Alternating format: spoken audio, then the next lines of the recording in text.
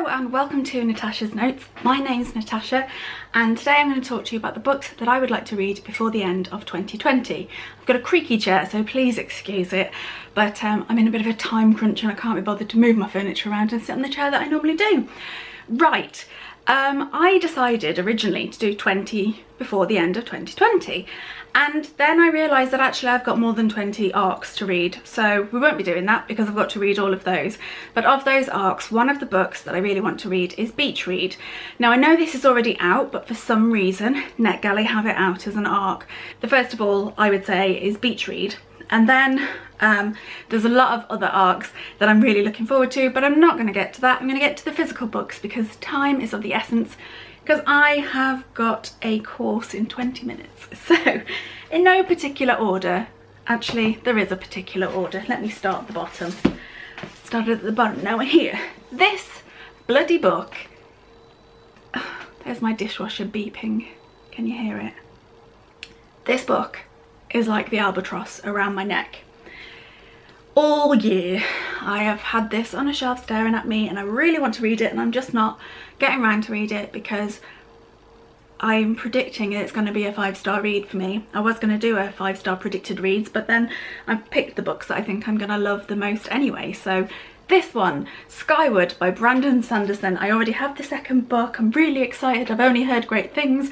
I love the way it sounds. I love everything about it. I think it's going to be a winner for me, and that's the reason I keep not picking it up, because I'm a bloody idiot and I just worry that it's not going to live up to the expectations. So I'm just scared. It's weird, isn't it? Like I should have picked it up, and the minute I got it I should have opened it and devoured it, but I didn't. I've left it too long, and so I need to read this. So this is my absolute priority, I would say, for me to read by the end of the year. Yes. Oh, I know, I can just feel it. It's going to be so good. The next book, I have already started this. I am all of, I'm 24 pages in, and this is The Memory Police by Yoko Ogawa. This is about people who start to lose words and memories, and there's somebody who doesn't lose those memories, and I think it seems really exciting and I really like the premise. I've heard it doesn't actually live up to expectations, so we'll see, but I'm excited to read this one. I've already started it, as I said, and so I'm hoping to have finished this by 2020, the end of 2020, because that would be a very, very slow read if I don't. Okay, while we're on Yoko Ogawa, I am going to hold up another of her books. This is The Housekeeper and the Professor. I've heard lots of great things about this. I think it's Drinking by My Shelf, Emma. She really likes this book, and I saw it in a charity shop for £1.50 and I snatched it from the shelves and got overly excited the fact that I'd seen it, because I'd been looking to buy it from Amazon for like £7.50 or whatever it was. So I was really excited. This is not only a brilliant deal, but I'm looking forward to reading it because she says great things about it, and I've heard a lot of people prefer this book to The Memory Police. So this one is on my list, and it's only a short book. This one is less than 200 pages. It's like 180 pages, so I'm looking forward to getting into this one, and it's about a housekeeper and a professor, and I don't really know much else.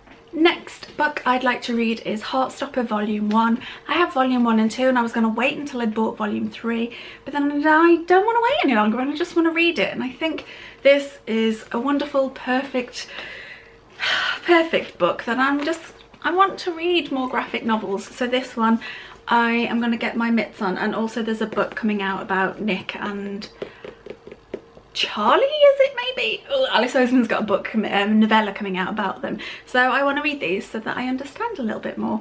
So these are also very high up on my list. Of course they are, it's made it into this video, but you know what I mean. This book I got secondhand. It's got stickers on it, I can't get them off, but I've got some of that sticky goo remover. What's it called? Gooby Gone? No, I don't know what it's called, but I've got some of that sticky stuff remover. Sticky stuff remover, is it? I don't know. Anyway, I've got some of that sticky stuff remover. I'm going to try and remove these stickers off the front. I got this secondhand and I was, oh no I didn't. I got this actually as a swap from somebody, and I was really excited because this book is one of my friend's favourite books of all time, and she was talking to me about it and said she couldn't believe that she hadn't told me to read it, because I get a lot of recommendations from her, and so I'm gonna read it. It's about books. Why else wouldn't I want to read it? The series is called the oh, I can't remember what it's called, but anyway, and it's about like the disappearance of books and things, and I've heard only great things about it, so I'm going to be reading this book soon, I'm hoping, hopefully by the end of the year. It's got just over 400 pages, and as I said, I've already bought the second and maybe third books because they were on deal at Amazon, so, and I think there's still a fourth that I don't have, but I'm hoping that I'm really going to like this. So yes, I'm excited to try and squeeze this in by the end of the year. Is it going to stay there? I don't know. Next up is a book that I bought because of a YouTuber, and this is called Tender is the Flesh by Augustina Bastarica. I don't know. I am so sorry if I'm doing an awful job of that name. And this is about a book where there's no meat left in the world, and there was like all the animals were killed by a virus, and so it's become normal to eat human flesh. And it sounds like the most random book, but I'm really intrigued. And this was Victoria, from What Victoria Read, recommended this book. I think it's one of her favourite books of the year so far, or it's definitely been, she's talked about it a lot. And how many pages? Just over 200 pages, and I'm just intrigued and I'm looking forward to reading it. Just, I think it might make me think a little bit. I don't particularly like eating meat.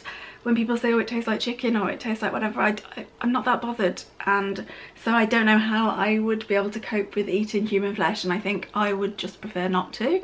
They don't say whether fish are still able to be eaten, they just say animals. So if I could still eat fish, then I'd be fine, and I wouldn't be able to, wouldn't bother me, because I'd be fine without meat. But I'm just intrigued by the way that where this goes. I'm hoping it'll make it be a bit thought-provoking, and I just think it sounds pretty cool. I don't know, it's a bit different. I like it.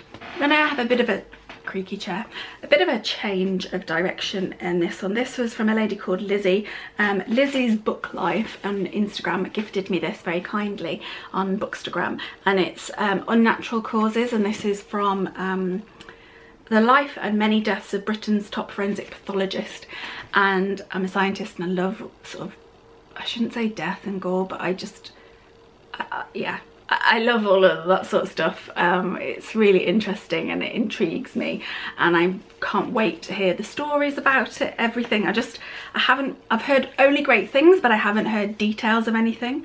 There are 445 pages, and I think this is going to be a good book, and I'm hoping it's the sort of book that I can pick up and dip in and out, because I tend to read multiple books at the same time, so I think this is one that I can sort of pick up and put down, because I don't need to read it seriologically. That's not the word I'm trying to think of.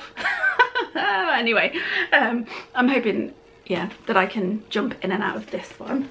Okay, well, I'm going to shove him, make those go back. Yeah, it's going to go there. Just been talking to myself and I hadn't pressed record. Anyway, there's 7 books. The next book I don't have a physical copy of because I bought a digital copy. I saw a post that someone had put on Instagram asking for recommendations of books about dogs, or that have dogs in it as part of the storyline. And somebody recommended Lily and the Octopus by Stephen Rowley. I think I've got that right. And so I bought a copy for a digital copy. I don't know much about it. I've heard it's a bit sad. Other people have said it's really great.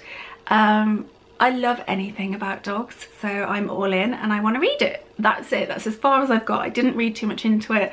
I've just heard very good things, and so that one is number 8 on my list. So number 9 and 10 are both books that I am waiting for a more wintry Christmas time, and that is One Day in December by Josie Silver. I've had this all year, but I'm waiting for Christmas to read this. So from what I know about this, is a woman sees a man on a bus and instantly falls in love, and he's the one for her, but it turns out he's actually dating her best friend or something. So I feel a little bit uncomfortable because I'm not great at reading about cheating and infidelity. It's not something that I enjoy reading about, so I'm a bit nervous, but I've heard great things about this. I think I've said that about all of these books, haven't I? But lots of people love it and they talk about it so much, so I'm going to give it a go. but I'm waiting for December. I'm going to save this until the end of the year. And number 10 is 10 Blind Dates. I've also had this all year, or most of the year, and somebody suggested to wait till Christmas. I see there's a bit of mistletoe hanging here, and it's about a woman who goes on 10 blind dates, and I think it's going to be like a romantic comedy in a book, and it will be lovely. And so I'm saving both of these for sort of December Christmassy time. So they are numbers, what did I just say, 9 and 10. I think I will wrap this up at 12, let's say. So we'll do 11 and 12. I don't know if I'll read both of these or one of them. They are both of a similar theme, I think. So this book is called The Two Lives of Louis and Louise, or Lewis and Louise, depending on where you come from, depends on how you say it, or, you know, there's different ways to say it. And it says, Lewis and Louise, or Louis and Louise, are the same person born in two different lives. One was born female and one male. They have the same best friends, the same red hair, the same dream of being a writer, the same excellent whistle. They both suffer one catastrophic night with life-changing consequences. 13 years later, they are both coming home. I quite like the whole things when they're on two different timelines and everything. So this one's by Julie Cohen, I didn't say. So that's also why I'm trying to decide between the two of these. I don't know if I'll read them both, but the other book that I would consider would be Fractured by Danny Atkins, and this is like the film Sliding Doors, so there's two sort of parallel lives. So it says, the night of the accident changed everything. Now 5 years on, Rachel's life is crumbling. She lives alone in a tiny flat, working in a dead-end job, desperate with guilt over her best friend's death. She would do anything to turn back the clock, but life doesn't work like that, does it?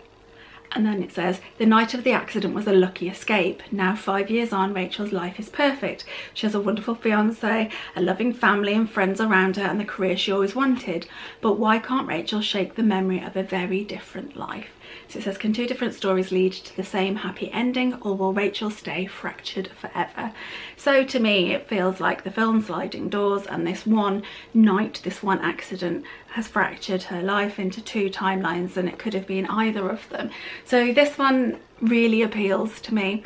So I don't know if I would read both or just one of these, but I'm putting these as 11 and 12, but if I just read one of these two, that would be fine. If I did just read one, I'm just going to jump in with 13 because I wasn't quite sure about this one. This one is called The Dream Daughter. It's by Diane Chamberlain, and the reason I picked this up is because, oh, what's her name? Gabby. She's not just called Gabby Reads, is she? On YouTube. She has talked about this book massively. She said that it was incredible and it made her cry, and basically from what I understand very little. There's a lady who's pregnant and the baby has a heart condition, and it's the 70s and it can't be treated in the 70s, but her brother or somebody can time travel and can take her to a different time when the operation or life-saving operation is possible, and it's the decision about about what she does and whether she chooses to do these things. The only thing it says on the front is, a mother has no limits when it comes to saving her child. I know nothing else about this. I think this only arrived in my life this week. I ordered a second-hand version online because I wanted, I don't know, a nice hardback. And I really like, I'm not a fan of the paper, sort of the dust jackets, but I really like the colour of the hardback. And I think my mum would also like this book, so I'd like to read this, so I maybe will take it back home over Christmas. I'm hoping that we're okay to all be together at Christmas. I have a family member currently going through chemotherapy, so I'm keeping my distance, and that's, you know, for the best. Right, it is 2 minutes until my course, so I'd better head off right now. But thank you for watching. I'd love to hear if you've read any of these books, what you thought of them, what you want to read before the end of the year, what are your absolute must-read books by the end of the year. And yeah, thank you for watching. Take care, and I hope to see you next time. Bye bye.